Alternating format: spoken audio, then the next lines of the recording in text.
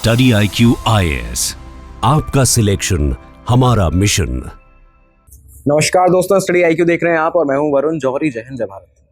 साल 2018 जनवरी का महीना था। दिल्ली में, राजधानी दिल्ली में IGI एयरपोर्ट पर दिल्ली स्पेशल सेल की टीम मौजूद थी। ये इस वजह से था क्योंकि दिल्ली स्पेशल सेल की टीम को एक इंटेल मिली थी, एक खुफिया जानकारी मिली थी कि लश्कर तोयबा का एक बहुत खुखार आतंकवादी यहाँ IGI एयरपोर्ट पर आज दिखने वाला है, आज यहाँ पर आने वाला है। इसे पकड़ने के लिए ये टीम लगातार यहाँ मौजूद थी।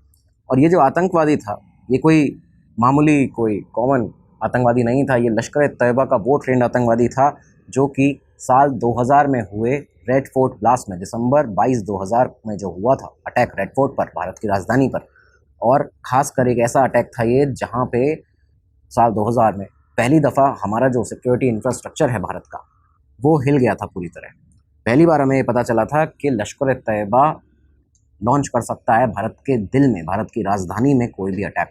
तो ये ऐसा एक पहला अटैक हुआ था। तो ये जो अटैक था, इसमें संलिप्तता पाई गई थी इस आतंकवादी की, और इसे पकड़ने के लिए इसकी इंटेल जो थी वो यहाँ पे मिली थी दिल्ली पुलिस स्पेशल सेल को। अब जनवरी 2018 का वो दिन, दिल्ली पुलिस स्पेशल सेल की टीम को अचानक एयरपोर्ट पर, IGI एयरपोर्ट पर एक नज़र पड़ती है एक आदमी के ऊपर। ये वही था जिसकी इन्हें तलाश थी, जिसके लिए यहाँ पर आए हुए थे। जाते हैं वहाँ पे और उसके बाद इस आतंकवादी को यहाँ से पकड़ा जाता है। इसका नाम था बिलाल अहमद काबा। बिलाल अहमद काबा को पकड़ा गया, एक बड़ी सफलता थी भारत के लिए। जब इससे इंटेरोगेशन की गई, तमाम सारी इंटेलिजेंस एजेंसीज भारत की आईं, एक्सटर्नल इंटरनल दोनों एजेंसीज ने इससे इन्वेस्टिगेशन की, इंटेरोगेशन की, और उसके बाद उस पूछताछ में जितनी चीज़ें सामने आईं तो पता ये चला कि बिलाल अहमद काबा साल 2000 में हुए रेड फोर्ट हमले का एक बहुत ही छोटा प्यादा है। यहाँ पे एक नाम सामने उभर कर आया था और ये पता चला था कि जो मास्टरमाइंड था रेड फोर्ट 2000 के अटैक का, वो था लश्कर तोयबा के पॉलिटिकल अफेयर्स विंग का हेड अब्दुल रहमान मक्की। साल 1954 10 दिसंबर का दिन था जब पाकिस्तान में पंजाब प्रोविंस में बहावलपुर में अब्दुल रहमान मक्की का जन्म होता है। मक्की का जन्म जिस परिवार में हुआ था, इस परिवार के बारे में पहले से काफ़ी लोग जानते थे। पाकिस्तान में आज़ादी के पहले से भी इस परिवार को जाना जाता था क्योंकि एक बहुत ही रेडिकल परिवार में शामिल था। जो फादर थे अब्दुल रहमान मक्की के, नाम था हाफिज़ अब्दुल्ला बहावलपुरी। आज़ादी से पहले ऑल इंडिया मुस्लिम लीग के एक बहुत ही बड़े स्टूडेंट लीडर रहे थे, प्रोमिनेंट स्टूडेंट लीडर थे। बताया जाता है मोहम्मद अली जिन्ना के साथ में डायरेक्ट रिलेशंस भी थे उनके। हाफिज़ अब्दुल्ला बहावलपुरी की एक और पहचान थी जो कि बाद में सामने आई। दरअसल हाफिज़ अब्दुल्ला बहावलपुरी लश्कर तोयबा के हेड, उसके चीफ, लश्कर तोयबा को बनाने वाले हाफिज़ सईद के मामा थे। हाफिज़ सईद उनका भांजा था और इस रिलेशन से हाफिज़ सईद और अब्दुल रहमान मक्की दोनों कज़न लगते थे एक दूसरे के, दोनों एक दूसरे के भाई थे। लेकिन बाद में आगे जाके ये जो रिलेशन था ये तब्दील हुआ, और उसके बाद में ये तब तब्दील हुआ जब हाफिज़ सईद ने अब्दुल रहमान मक्की की बहन से, यानी कि अपने मामा की लड़की से शादी कर ली। अब यहाँ पे अब्दुल रहमान मक्की हाफिज़ सईद का ब्रदर इन लॉ बन जाता है। ये सारी चीज़ें आगे चलती हैं। मक्की की जो एजुकेशन हुई, उसकी जो स्टार्टिंग की एजुकेशन रही वो पाकिस्तान में रही, लेकिन इसके बाद में ये सऊदी का रुख करता है। सऊदी अरेबिया गया और वहाँ पे जाके जो मक्का की मशहूर अल कुरा यूनिवर्सिटी है, यहाँ से इसने अपनी पढ़ाई बाकी जारी रखी। यहाँ से पढ़ाई करता है, उसके बाद इसी यूनिवर्सिटी में अल कुरा यूनिवर्सिटी के अंदर पढ़ाने भी लगता है, प्रोफेसर बन जाता है। ये सारी चीज़ें यहाँ कर रहा था और अब तक इसके नाम को सब लोग अब्दुल रहमान के नाम से ही जानते थे। अभी तक मक्की इसका नाम नहीं पड़ा था, लेकिन ये जो इसका मक्का का कनेक्शन रहा, इसी के बाद इसे इसके नाम के बाद में लगने लगा मक्की। तो अभी अब्दुल रहमान मक्की इसका पूरा नाम बन चुका था। खैर, ये समय आ गया था करीबन 1980s का, और इस दौरान आप सभी जानते हैं कि सोवियत अफगान वॉर जो थी वो अपने चरम पर थी, अपने पीक पर थी। किस तरह से पाकिस्तान, अमेरिका की CIA, पाकिस्तान के ISI के साथ मिलकर मुजाहिदीनों को, अफगान मुजाहिदीनों को तैयार करते थे सोवियत से लड़ने के लिए, और किस तरह ये जंग पूरी, असला बारूद, तमाम सारी फंडिंग जो थी वो अमेरिका से आती थी, पाकिस्तान को मिलती थी। तो ये सारी चीज़ें चलती थी, लेकिन इस पूरे सिनेरियो में एक मेन की फिगर बन के उभर रहा था अब्दुल रहमान मक्की। हाफिज़ सईद, आज़म चीमा, ज़कीउर रहमान लकवी, इलियास कश्मीरी, ये सारे के सारे जो आतंकवादी थे ये इसी सोवियत अफगान वॉर के दौरान के यहाँ देखिए। लेकिन इन सब के बीच में एक और नाम था जिसका जिक्र बहुत कम होता है, वो था ये मक्की। तो मक्की जो था, इस समय पर बताया जाता है कि वो पाकिस्तान आ चुका था। पाकिस्तान आके कुछ समय के लिए पाकिस्तान आया, वहाँ पे उसने इस्लामाबाद में जो इंटरनेशनल इस्लामिक यूनिवर्सिटी है उसमें लेक्चरर की तरह पढ़ाना शुरू कर दिया लोगों को। लेकिन ये सिर्फ उसका एक कवर था। असली उसका जो काम था वो ये था कि वो ग्लोबल जिहाद में अपना नेटवर्क बना रहा था। ग्लोबल जिहाद के कई बड़े ऐसे नाम रहे जिनके साथ में मक्की का नाम जोड़ा जाता है, लेकिन उनमें से 3 ऐसे लोग जो कि ग्लोबल जिहाद के आर्किटेक्ट कहे जाते हैं, उनके साथ अब्दुल रहमान मक्की के डायरेक्ट लिंक्स बन जाते हैं इसी समय पर जब सोवियत अफगान वॉर जो थी वो चल रही थी। पहला नाम बताया जाता है अब्दुल्ला यूसुफ आज़म का। अब्दुल्ला यूसुफ आज़म ओसामा बिन लादेन, आप सभी ने नाम सुना होगा, ओसामा बिन लादेन का मेंटोर जिसे कहा जाता था अब्दुल्ला यूसुफ आज़म को, उसके साथ मक्की के डायरेक्ट रिलेशंस थे। अब्दुल्ला यूसुफ आज़म इस समय पूरी तरह से अफगान जिहाद जो था उसको कोऑर्डिनेट कर रहा था। दूसरा व्यक्ति बताया जाता है आयाम अल जवाहिरी। आयाम अल जवाहिरी वही जो कि बाद में जाके अलकायदा का चीफ भी बनता है। उसके साथ में मक्की के क्लोज कोऑर्डिनेशन मक्की का रहता था सोवियत अफगान वॉर के दौरान में। और तीसरा था मुल्ला उमर, तालिबान का सुप्रीम कमांडर।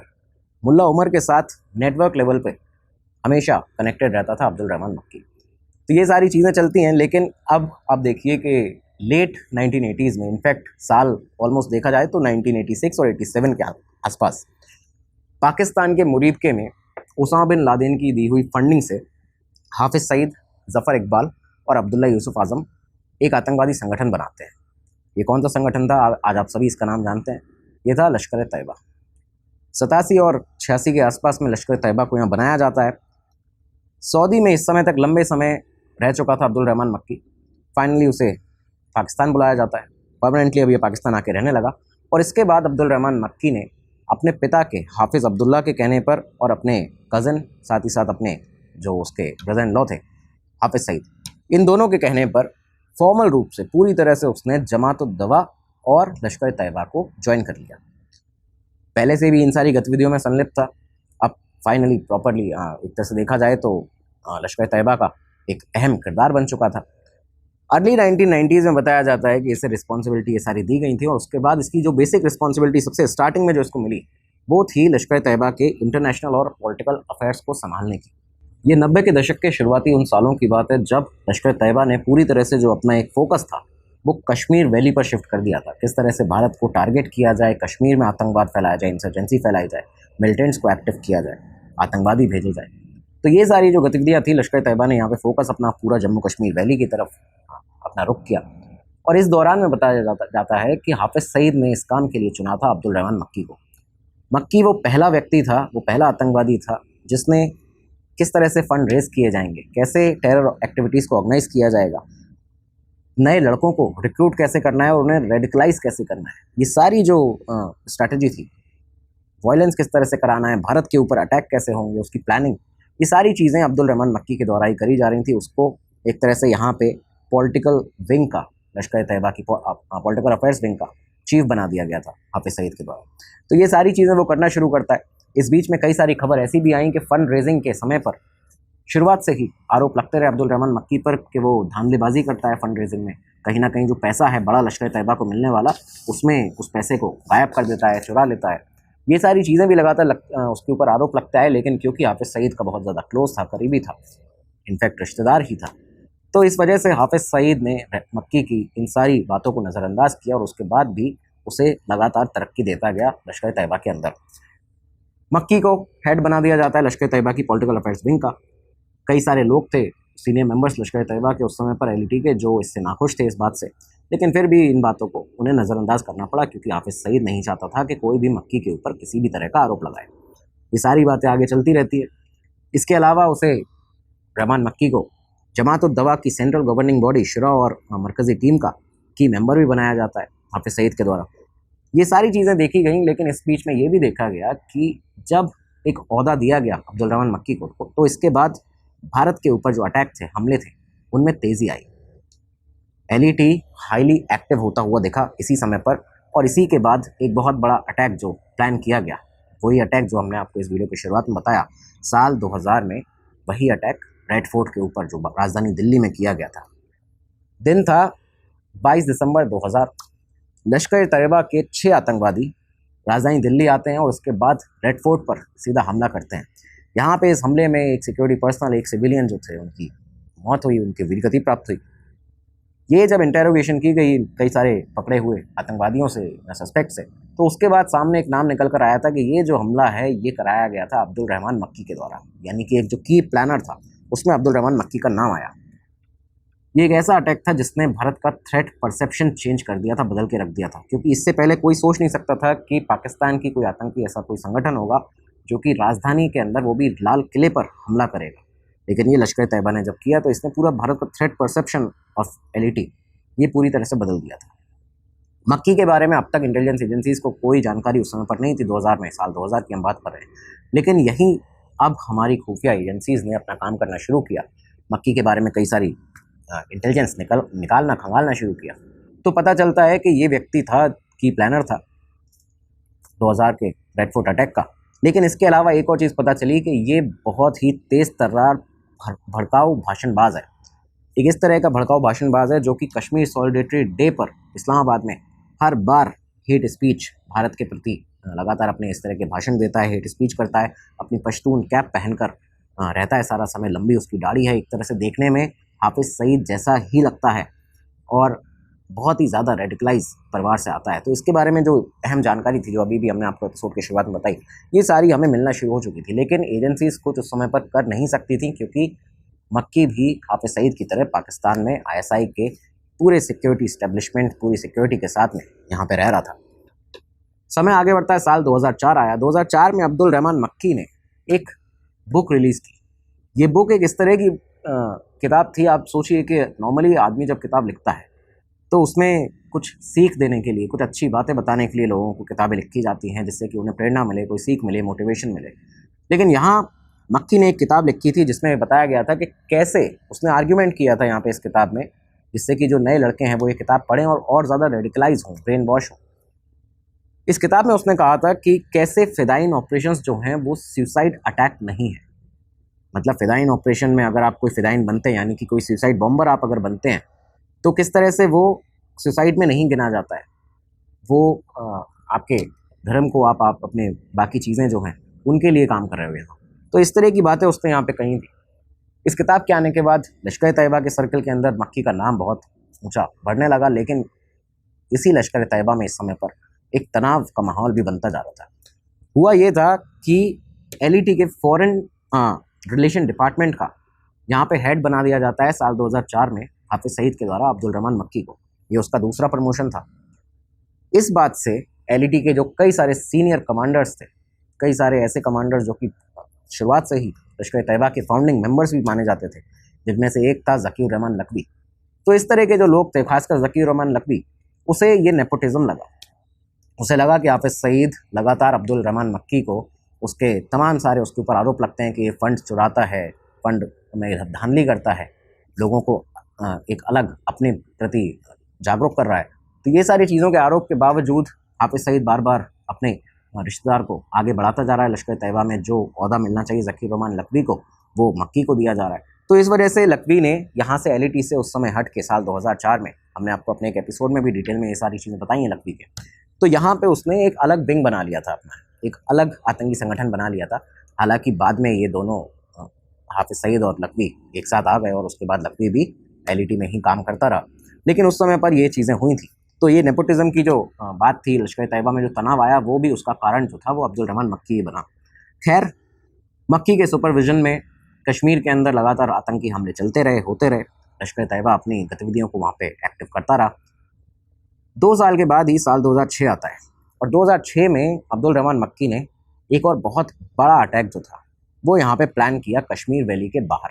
इस बार ये लंबे समय के बाद में कश्मीर वैली में अब तक जो अपनी आतंकवादी गतिविधि करते थे, इसके बाद कुछ अलग नया यहाँ पे करने वाले थे। लश्कर तैयबा ने कुछ नया इस तरह से किया कि अब निशाना होगा कश्मीर वैली के बाहर, भारत के और कई बड़े बड़े सिटीज़ में, शहरों में। और पहला शहर यहाँ चुना गया हैदराबाद। हैदराबाद में 7 मई 2006 को मक्की के सुपरविजन में एक IED एक्सप्लोजन होता है। एक IED ब्लास्ट हुआ हैदराबाद के ओडियन थिएटर के अंदर। 4 लोग यहाँ पे सीवियरली इंजर्ड हुए, बुरी तरह घायल हुए, किसी का हाथ, किसी का पैर गया और बहुत ही भयावह स्थिति वहाँ पे बन चुकी थी। सामने जब इंटेरोगेशन हुई ओडियन थिएटर अटैक की साल 2006 के, तो नाम आया अब्दुल रहमान मक्की का। अब ये दूसरी बार था जब एक और बड़े हमले में नाम आ चुका था इसका। हमारी इंटेलिजेंस एजेंसीज भी इसके बारे में जानती थी, लेकिन फिर भी कुछ किया नहीं जा सका उस समय पर, क्योंकि लगातार ये पाकिस्तान के पूरी सिक्योरिटी इस्टेब्लिशमेंट के अंदर रह रहा था और इसका ओहदा जो था लगातार बढ़ता जा रहा था। पाकिस्तान मानने से मना कर देता था कई बार कि मक्की हमारे यहाँ है ही नहीं, इस तरह का कोई आतंकवादी एग्जिस्ट ही नहीं करता। ये सारी चीज़ें इसके साथ में रहीं। इस अटैक के बाद एलईटी के अंदर मक्की की जो पोजीशन थी, उसकी रैंक थी, वो लगातार बढ़ती जा रही थी। लोग उसको प्रेस करते थे, लोग उसे अपना एक तरह से आका समझते थे। कई बड़े बड़े आतंकवादियों का वो हैंडलर हुआ करता था। लेकिन एक और बड़ी रिस्पॉन्सिबिलिटी जो उसको दी गई थी शुरुआत से ही, फंड रेजिंग की, उसमें मक्की ने साल 2006 के आसपास एक बहुत बड़ा काम किया।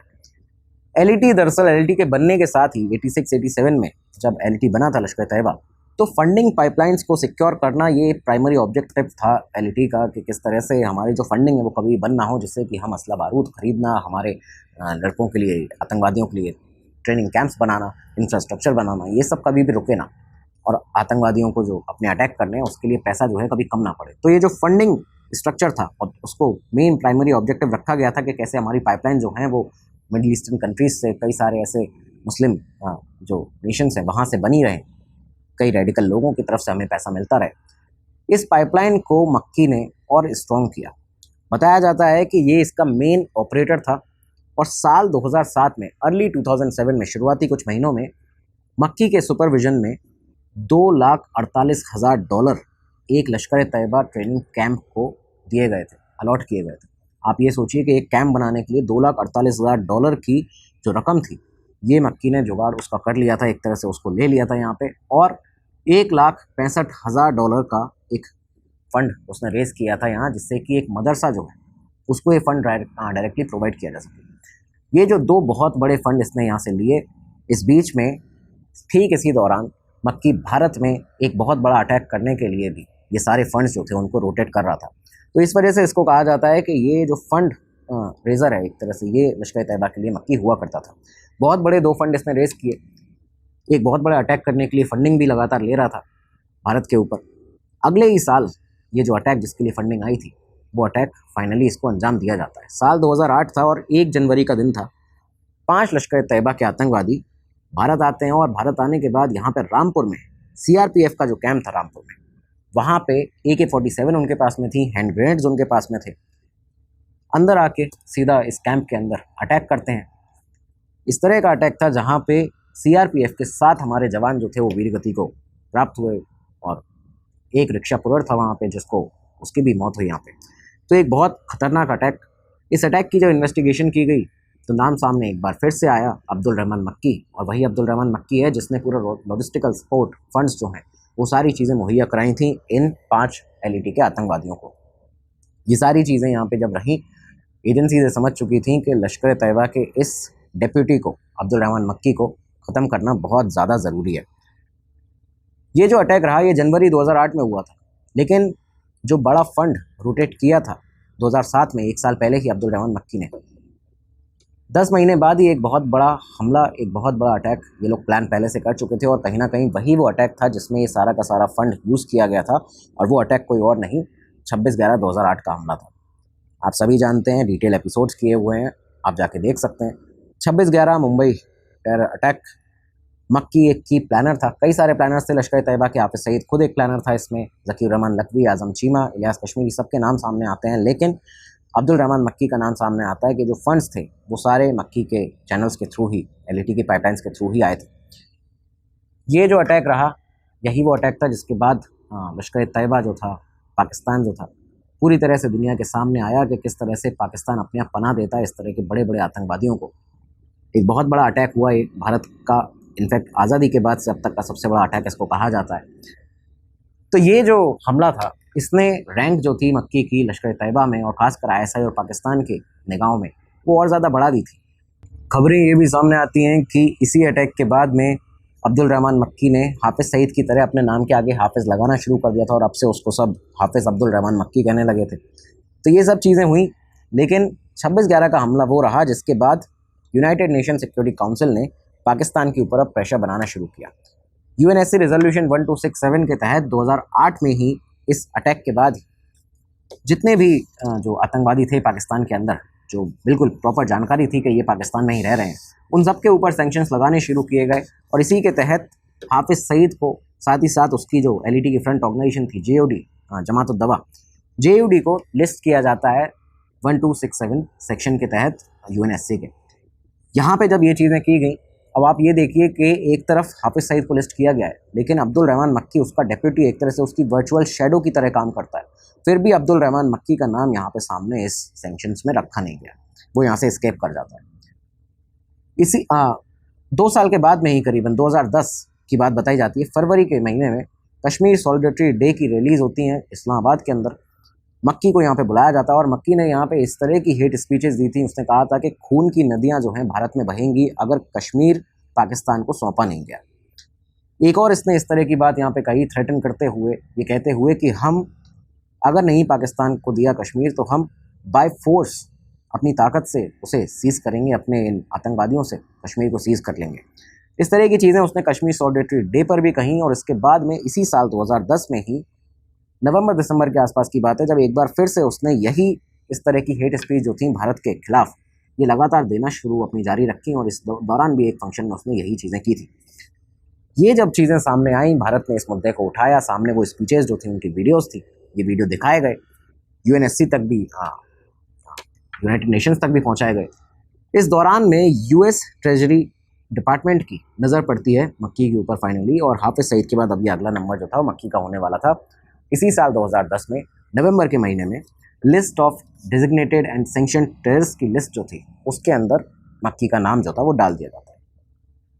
ये सारी चीज़ें रहीं, ये पहली दफ़ा जब मक्की को यहाँ पे डेजिग्नेटेड ग्लोबल टेररिस्ट बनाया गया है, उसका नाम इस लिस्ट में आया है। इसके बाद आप ये देखिए कि इस 2010 के बाद से FATF की ग्रे लिस्ट में पाकिस्तान 3 बार जा चुका है, और तीनों बार उस लिस्ट में जब डाला जाता है पाकिस्तान को ग्रे लिस्ट के अंदर, हमेशा मक्की का नाम सामने आता था, क्योंकि उसकी टेरर एक्टिविटीज़ रुकने का नाम नहीं ले रही थी। उसके जो फंडिंग चैनल्स थे, आतंकी फंडिंग चैनल्स, वो थमने का नाम नहीं ले रहे थे।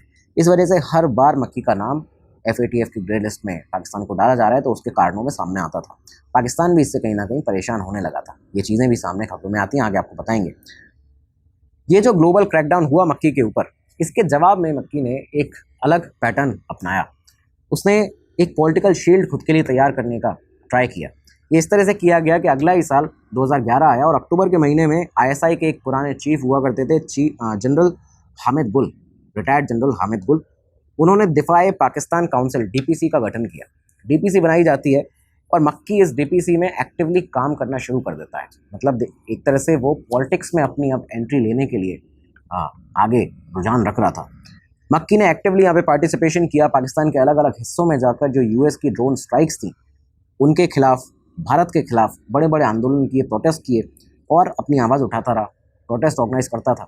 ये सब इसलिए करा था जिससे कि पाकिस्तान की जो मिलिट्री इस्टेब्लिशमेंट है वो मक्की को अपने सामने सही तरीके से रखे, उसको कभी भी कोई दिक्कत ना आए। और साथ में मिलिट्री इस्टेब्लिशमेंट के साथ साथ पब्लिक जो है, रेडिकल पब्लिक पाकिस्तान की, उनका भी सपोर्ट जो है वो मक्की को मिलता रहे। ये सारी चीज़ें इसने करना शुरू की। लेकिन अब ये जो समय था, ये ख़राब समय जो एक तरह से कहते हैं, वो शुरू हो चुका था इन सारे आतंकवादियों के लिए। साल 2012 की बात बताई जाती है, अगला ही साल 3 अप्रैल का दिन था। US डिपार्टमेंट ऑफ स्टेट का जो रिवॉर्ड्स ऑफ जस्टिस प्रोग्राम है, उसके तहत अब्दुल रहमान मक्की के कैप्चर पर, उसे पकड़े जाने पर या उसकी लोकेशन की इन्फॉर्मेशन देने पर करीबन 2 करोड़ रुपए का इनाम रख दिया जाता है। ये इनाम मक्की के ऊपर रखा गया। यहाँ से पूरी तरह से मक्की एक टेररिस्ट आतंकवादी घोषित हो चुका था। पाकिस्तान के लिए भी बहुत ही मुसीबत का कारण बन रहा था। 2 साल बाद ही 2014 में हाफिज़ सईद के ऊपर एक और US ने बहुत बड़ा इनाम रखा। यहाँ पे $10 मिलियन का इनाम जो था वो हाफिज़ सईद के ऊपर रख दिया जाता है। इस तरह का बड़ा इनाम बहुत ही कम आतंकवादियों के ऊपर अब तक रखा गया है, जिसमें से हाफिज़ सईद के ऊपर एक ये इनाम रखा गया US के द्वारा। ये वो समय था जब हाफिज़ सईद पॉलिटिक्स में आने के लिए, चुनाव लड़ने के लिए, एक फुल टाइम पॉलिटिशियन में अपना ट्रांजिशन करने के लिए एक आतंकवादी से यहाँ पे प्रयास कर रहा था लगातार। और उस दौरान में उसके ऊपर US के द्वारा $10 मिलियन का इनाम रख देना उसकी खबर पर या उसके कैप्चर पर, तो ये कहीं ना कहीं उसके उस पॉलिटिकल एम्बिशन को हर्ट करता। इस वजह से देखा ये गया कि हाफिज़ सईद और अब्दुल रहमान मक्की पिटीशन फाइल करते हैं लाहौर हाई कोर्ट में, और ये कहते हैं कि ये जो चीज़ें की जा रही हैं अमेरिका के द्वारा कि $10 मिलियन का इनाम इस समय पर हमारे ऊपर रख दिया गया है, ये कहीं ना कहीं ये US बाउंटीज़ जो हैं वो प्रेशर टैक्टिक हैं भारत के बेहस पे। मतलब भारत के कहे मुताबिक अमेरिका जो है वो काम कर रहा है। ये सारी बातें सामने आई, लेकिन पाकिस्तान और ISI भी इस दौरान में अब्दुल रहमान मक्की या हाफिज़ सईद जो थी उनसे अपना किनारा करना चाहती थी, क्योंकि FATF की ग्रे लिस्ट में आने का पाकिस्तान को पूरा पूरा डर था। और इनफैक्ट शायद इस समय तक तो पाकिस्तान ग्रे लिस्ट में आ चुका था, लेकिन निकलने का प्रयास कर रहा था, ट्राई कर रहा था। खैर 2017 आता है और मक्की को एक बहुत बड़ा झटका लगता है।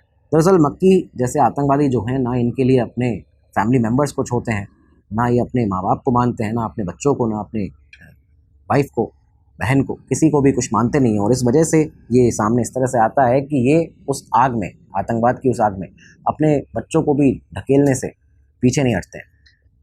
अब्दुल रहमान मक्की ने 2017 में उबैद रहमान मक्की, जो कि इसका बेटा हुआ करता था, उसे कश्मीर में जिहाद करने के लिए भेजा।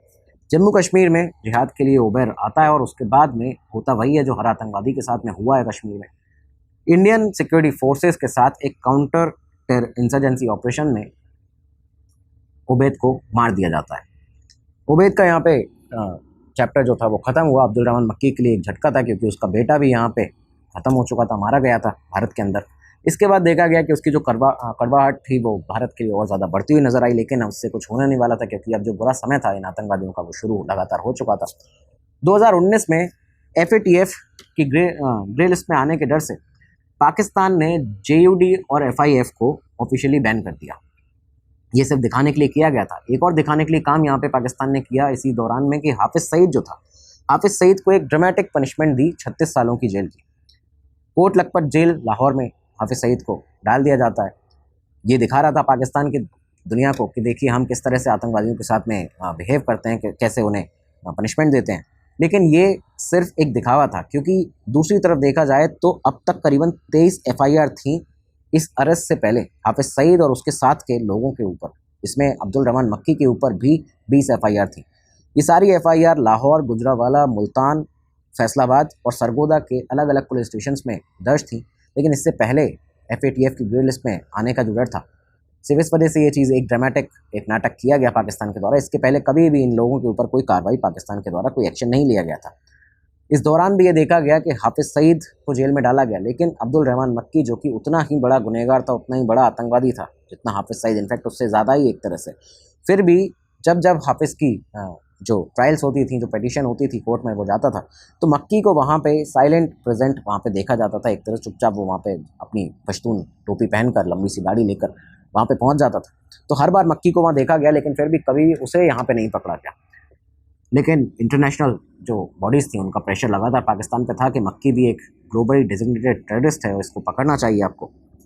15 मई 2019 की बात बताई जाती है, जब मक्की ने एक बार फिर से हाल ही में एक हेट स्पीच दी थी उस समय पर भारत के खिलाफ। भारत ने इस पर ऑब्जेक्ट किया और उसके बाद में इंटरनेशनल प्रेशर के चलते हेट स्पीच देने की वजह से, anti terror financing monitoring system के खिलाफ बोलने की वजह से, पाकिस्तान के अंदर खुलेआम बोलने की वजह से, इस आरोप में पाकिस्तान की जो पंजाब पुलिस की CTD है, काउंटर टेररिज्म डिपार्टमेंट, ये अब्दुल रहमान मक्की को टेरर फाइनेंसिंग के केसेस में और बाकी अन्य केसेस में गिरफ्तार कर लेती है। 15 मई 2019 को गिरफ्तार हुआ, लेकिन आप देखिए कि महज 2 साल तक इसे जेल में रखा गया। ये जो टेरर फंडिंग के चार्जेस थे दरअसल इस वजह से थे क्योंकि एक अलकायदा माफ़ कीजिएगा, लश्कर तैयबा का एक फ्रंट ऑर्गेनाइजेशन जो कि एक फनल की तरह फंडिंग के काम करता था, नाम था अल अनफल। तो अल अनफल को यूज़ करता था अब्दुल रहमान मक्की पूरी फंडिंग पाइपलाइन के लिए लश्कर तैयबा की। इस केस के अंदर उसको एक्यूज़ बनाया गया था और वो एक तरह से यहाँ पे आरोपी था इसमें। लेकिन 2021 नवंबर के महीने में 6 लोगों को लाहौर की हाई कोर्ट ने एक्विट किया इस पूरे केस के अंदर, जिसमें अब्दुल रहमान मक्की का भी नाम सामने आता है। मक्की को पूरी तरह से रिहा कर दिया गया, छोड़ दिया गया। अब वो फिर से एक बार आज़ाद था। हर दफ़ा ये बच के निकल जाता था, अपनी आतंकवादी गतिविधियाँ लगातार जारी रखता था, भारत को टारगेट करता रहता था। भारत के ऊपर हेट स्पीच जो थी वो हर अगले आए दिन, उसके कई सारे वीडियोज़ इंटरनेट पर उपलब्ध हैं, आप देख सकते हैं। कई सारे वीडियोज़ में भारत को टारगेट करना, खासकर नाम लेके कि हिंदुओं के साथ में ये करना चाहिए, तमाम चीज़ें करनी चाहिए, ये सब चीज़ें बोलता था अपने उन हेट स्पीचेज़ में। ये सब इसकी लगातार जारी रहती हैं। ये देखते हुए भारत चाहता था कि मक्की को भाई पूरी तरह से यहाँ पे लिस्ट किया जाए कि वो अलकायदा सैंक्शंस कमेटी के जो सैंक्शन है वो उसके ऊपर लगाए जाएं UN सिक्योरिटी काउंसिल के द्वारा। इसके लिए भारत लगातार प्रयास भी करता था। साल 2022 में FATF ने कंसीडर किया कि पाकिस्तान को रिमूव किया जाए ग्रे लिस्ट से। ये चीज़ें देखते हुए एक जॉइंट प्रपोजल भारत ने और अमेरिका ने दिया UN सिक्योरिटी काउंसिल को कि 1267 अलकायदा सेक्शन के तहत अब्दुल रहमान मक्की जो है उसे यहाँ पे इस सेक्शन में डाला जाए और उसको एक ग्लोबल ब्लैकलिस्ट किया जाए, एक तरह से ग्लोबल टेररिस्ट बनाया जाए, डिक्लेयर किया जाए। लेकिन यहाँ चाइना सामने आता है। आप ये सोचिए कि चाइना पाकिस्तान की किस तरह से मदद कर रहा था मक्की को बचाने के लिए कि जून 2022 की बात बताई जाती है, जब पूरी तरह से FATF जब निकालना चाह रहा था, ग्रे लिस्ट से हटाना चाह रहा था पाकिस्तान को, और उस दौरान में हमने ये प्रपोजल दिया है अमेरिका के साथ मिलकर कि मक्की जो है एक और आतंकवादी है, फ्रीली घूम रहा है पाकिस्तान में, इसको आप ग्लोबल टेररिस्ट डिक्लेयर करिए, ब्लैकलिस्ट करिए। इस दौरान में चाइना सामने आके एक टेक्निकल होल्ड लगा देता है इस प्रपोजल के ऊपर। खैर, ये प्रपोजल जो था कुछ समय के बाद में हटता है, क्योंकि भारत और US का जो लगातार डिप्लोमेटिक एफर्ट्स थे वो दोनों के कंबाइंड डिप्लोमेटिक एफर्ट्स लगातार चलते हैं। और इसके बाद जनवरी 2023 में UNSC जो था मक्की को एक ग्लोबल टेररिस्ट डिक्लेयर करता है, उसे ब्लैकलिस्ट करता है, उसके सारे एसेट्स को सीज कर लेता है और एक ट्रेवल बैन भी मक्की के ऊपर यहाँ लगा दिया जाता है। पाकिस्तान लेकिन इस बीच में FATF की ग्रे लिस्ट से 2022 अक्टूबर में ही उसको हटा दिया था। तो यहाँ पे चाइना ने एक तरह से हेल्प की पाकिस्तान को ग्रे लिस्ट से FATF की हटाने में। ये सारी चीज़ें चलती हैं, लेकिन अब ये जो साल था, अगला साल आया 2024, और आप सभी जानते हैं कि ये वो समय था जब 2020 से 2024 इनफैक्ट 2025 तक भी अननोन मैन की एक खबर थी, पाकिस्तान में चलती थी। जितने भी आतंकवादी थे उनके पसीने छूटते थे इस नाम से कि अननोन गनमैन है, पाकिस्तान में घूम रहा है। बड़े बड़े आतंकवादी जो हैं, आज़म चीमा हो गया, जो आपके साजिद मीर है, उसके ऊपर भी एक हमला हुआ हॉस्पिटल में, जेल के अंदर। तो ये सारी चीज़ें लगातार चल रही हैं। एक जो 1999 कंधार हाईजैकिंग का एक जहूर मिस्त्री, उसको किस तरह से फर्नीचर शॉप में उसकी जाके मार दिया, तमाम सारी लिस्ट तो आप सब लोग जानते हैं। तो वो सारे आतंकवादी थे जिनको टारगेट किया जा रहा था, मारा जा रहा था, जिन्होंने भारत पे कभी ना कहीं कोई हमले किए हैं। तो इन खबरों के बीच में ही अचानक से देखा यह जाता है कि दिसंबर 2024 की बात है, कुछ दिनों से ही अब्दुल रहमान मक्की की तबीयत ख़राब चल रही थी, डायबिटीज़ उसको बहुत ज़्यादा थी और इस वजह से उसको लाहौर के एक प्राइवेट हॉस्पिटल में एडमिट कर दिया जाता है। ये वहाँ पे एडमिट था, लेकिन अचानक एक दिन जमात उद दवा 27 दिसंबर 2024 को, कुछ ही दिनों के बाद इसके एडमिट होने के, जबकि जो लोग इससे मिल के आए हैं, जो लोगों ने इसको देखा है 27 दिसंबर 2024 के पहले, तो उनका कहना था कि ये ठीक ठाक दिख रहा था, सारी चीज़ें ठीक थी। लेकिन 27 दिसंबर 2024 अचानक से इस दिन जमात उद दवा एक ऑफिशियल स्टेटमेंट, अपना अनाउंसमेंट जारी करती है और कहती है कि अब्दुल रहमान मक्की की हार्ट अटैक से मौत हो चुकी है। मक्की की लाहौर के एक प्राइवेट हॉस्पिटल में अचानक हार्ट अटैक से मौत होना, ये काफ़ी ज़्यादा सस्पिशियस था। इसमें कई सारे खबरें जो थी वो सामने आई कि क्या ये भारत की खुफिया एजेंसीज़ का काम है, क्या ये किसी अननोन गनमैन का काम है, क्या किसी और तरीके से मक्की को ख़त्म किया गया है। लाहौर के उस अस्पताल के अंदर, उस हॉस्पिटल के अंदर कुछ ऐसे लोग थे जो कि नहीं चाहते थे कि ये जीवित रहे, जिंदा रहे, तो इसको किस तरह से मारा गया है, ये इसकी कई सारी जो खबरें थी वो भी आती रहीं। हाल ही में एक धुरंधर जो मूवी आई है, धुरंधर 2, उसमें भी ये दिखाया गया है कि यामी गौतम का एक किरदार है, वो हॉस्पिटल में जाता है और वो किरदार जो है वो इंजेक्शन लगाता है, उसके बाद रहमान मक्की को वहाँ पे उसकी मौत दिखाई गई है। तो ये सारी चीज़ें, इस तरह की ही न्यूज़ जो थी वो खबरों में आती रहीं। लेकिन पाकिस्तान ने क्या किया, पाकिस्तान ने यहाँ पे चुपचाप, जैसे ही ये पता चली ये खबर, उसके बाद में बहुत ही गुप्त तरीके से लश्कर-ए-तैयबा के एक बहुत बड़े आतंकवादी, एक बहुत बड़े लीडर की फ्यूनरल बहुत गुपचुप तरीके से कम लोगों के साथ में ही कर दी जाती है। हाफिज़ सईद का जो बेटा है ताला सईद, उसने यहाँ पे ये फ्यूनरल की जो प्रेयर्स थी वो की रहमान मक्की की, मुरीद के मरकज़ तैयबा में इस प्रेयर को उसने लीड किया, और उसके बाद में नंगल शादा में जो ग्रेवयार्ड है, जो कब्रिस्तान है, वहाँ पे मक्की को दफना दिया जाता है। बहुत ही जल्दबाजी में, बहुत ही गुपचुप तरीके से, सीक्रेट तरीके से लश्कर-ए-तैयबा और ISI की जो पूरी मशीनरी थी वो इस काम में लगी हुई थी कि मक्की के बारे में ज़्यादा किसी को खबर ना हो, कुछ पता ना चले, ना ही कोई इसके बारे में कुछ बताए। तो कोई छानबीन नहीं की गई, कोई इन्वेस्टिगेशन नहीं की गई, एक नेचुरल डेथ की तरह यहाँ दिखा दिया गया था। लेकिन सिक्योरिटी एक्सपर्ट्स जो थे, उनके कमेंट्स यहाँ पे बाद में सामने आए। उनका ये कहना था कि कोट लखपत जेल में देखा यह गया है कि पिछले कई समय से कई सारे हाई प्रोफाइल ऐसे कैदी हैं जो कि वहाँ पे कोट लखपत जेल में जाते हैं, उसके बाद में उन्हें हॉस्पिटल में एडमिट किया जाता है, और या तो जेल में के अंदर इलाज के दौरान या हॉस्पिटल के अंदर अचानक से जब FATF की ग्रे लिस्ट का जिक्र होता है कि पाकिस्तान के ऊपर ग्रे लिस्ट में पाकिस्तान को डालने वाले हैं, वेस्टर्न पावर्स का जब भी प्रेशर बढ़ता है, तो जेल में ही इन ऑपरेटर्स को, इन आतंकवादियों को साइलेंट कर दिया जाता है, ख़त्म कर दिया जाता है। इसके कई सारे एग्जाम्पल्स भी यहाँ पे सामने आते हैं। साजिद मीर का पॉइजनिंग केस आप देखिए, 26/11 हमले का अक्यूज मास्टरमाइंड साजिद मीर, जून 2022 में एफएटीएफ की मीटिंग से ठीक पहले यहाँ पे 15 साल की उसको सज़ा सुनाई पाकिस्तान में। उसके बाद लेट 2023 में 2023 में कुछ ऐसी रिपोर्ट्स भी आई सामने जिसमें बताया गया कि साजिद मीर को जेल के अंदर जहर दे दिया गया खाने में मिलाकर, जिसके बाद अचानक उसे वेंटिलेटर पर भी डाला गया। तो ये बातें सारी की सारी जो थी आसपास तभी आती हैं जब कोई वेस्टर्न कंट्रीज़ का पाकिस्तान के ऊपर प्रेशर बढ़ता है। यहाँ सीधा निशाना जो सिक्योरिटी एक्सपर्ट्स का था वो आईएसआई के ऊपर था कि कहीं ना कहीं आईएसआई खुद उन लोगों को जो कि अब उसके काम के लायक नहीं बचे हैं उन्हें खुद से ही ख़त्म कराती जा रही है। एक और एग्जांपल बताया जाता है आज़म चीमा का। फरवरी 2024 में, इसी साल 2024 में ही आप देखिए कि लश्कर तैयबा का वो इंटेलिजेंस चीफ, वो मैप एक्सपर्ट, जो कि मैप मेकिंग एक्सपर्ट माना जाता था, आज़म चीमा। हमने एक डिटेल एपिसोड भी किया कैसे वो ख़त्म हुआ था यहाँ पे। आज़म चीमा की मौत जो थी 28 फरवरी 2024 को अचानक से हार्ट अटैक से हो गई। तो ये भी चीज़ें यहाँ सामने आती है। अब कई सारे दो यहाँ पे पहलू होते हैं। एक तो है अननोन गनमैन का, जो कि आज़म चीमा की मौत में भी उठता है। दूसरा है कि कहीं ना कहीं आईएसआई ने ही इसको फैसलाबाद में ख़त्म तो नहीं करा दिया था। एक और तीसरा नाम आता है अब्दुल सलाम बुटावी का। बुटावी जो कि मक्की के साथ जो मदरसा नेटवर्क था इन लोगों का, लश्कर तैयबा का टेरर एक्टिविटीज़ थी, उनको कंट्रोल करता था। उसकी मौत भी कस्टडी में पाकिस्तान के अंदर कोट लखपत जेल में ही बहुत ही मिस्टीरियस सर्कमस्टांसेस में हुई थी। तो यहाँ सिक्योरिटी एक्सपर्ट दो तरह की बातें बताते हैं। एक तो देखिए अननोन गनमैन का एक पॉइंट है जो कि बहुत ही वैलिड है, हमारे सामने है। लेकिन दूसरा आता है कि कहीं ना कहीं आईएसआई भी कुछ ऐसे जो आतंकवादी हैं उनको ख़त्म कराती है। और इसका बड़ा रीज़न ये है कि आईएसआई हमेशा से उसके ऊपर प्रेशर रहा है कि टेरर जो है, टेरर फाइनेंसिंग जो है, नेटवर्क्स, उनको एलिमिनेट करे, ख़त्म करे। हालांकि आईएसआई खुद ही इनको पनाह देती है, बढ़ाती है, लेकिन इंटरनेशनल प्रेशर जब बहुत ज़्यादा बढ़ जाता है और कोई इस तरह का आतंकवादी उसके पास में हो जिसके ऊपर करीबन 2 करोड़ रुपए का इनाम उसके सर पे है, यूएनएससी ने उसको ब्लैक लिस्ट में डाल दिया है, तो यहाँ आईएसआई एक बड़ा इंटरनेशनल एम्बेरसमेंट वो आईएसआई के लिए बन जाता है, पाकिस्तान के लिए बन जाता है। और ऐसे में इस तरह के आतंकवादी लीडर्स को सेफ एस्केप से या तो ये पाकिस्तान से बाहर कहीं भगा दें, अंडरग्राउंड रखें, लेकिन फिर उसमें इनका पैसा भी लगेगा। तो दूसरा ऑप्शन जो है वो ये आता है कि अचानक से उनको ख़त्म कर दिया जाए, उनको रास्ते से हटा दिया जाए, उन्हें मार दिया जाए।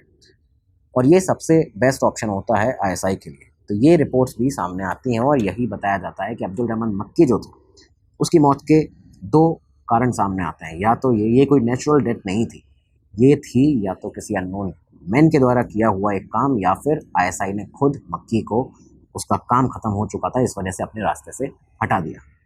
तो दोस्तों ये था आज का एपिसोड। अब्दुल रहमान मक्की, deputy of Lashkar Taiba, JuD political wing, financial wing का हेड लश्कर तैयबा की, किस तरह से शुरुआत उसकी हुई और कैसे उसका अंत हुआ है।